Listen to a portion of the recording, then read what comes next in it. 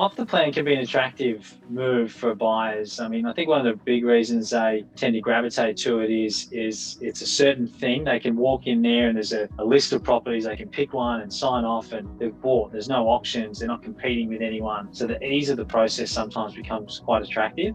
Also, the marketing material is incredibly alluring.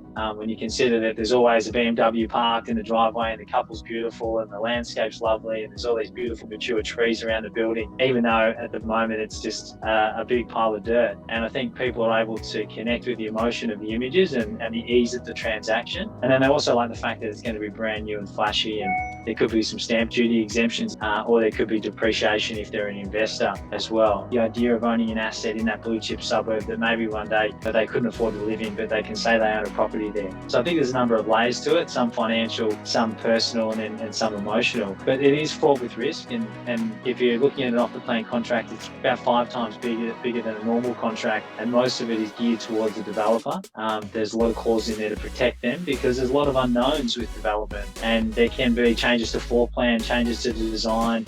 The outlook of the property could be something that's inferior to what was inspected. The timeline can blow out on the project, and you can even have a situation where you buy at today's prices and you may have A, paid too much for it, even in today's market, or B, the market could drop 5-10%, and then you're settling on a property bought in a stronger property market. And that gap between what you pay and what it's worth needs to be filled in with cash out of savings, which is where there can be some great financial risk as well. So I think when you're looking at the certainty of established property versus the uncertainty of off the plan, the greater risk with the structure, with the value, and also with just meeting expectations. It's very rare that you find a buyer who says, I bought something off the plan and it was exactly what I was expecting.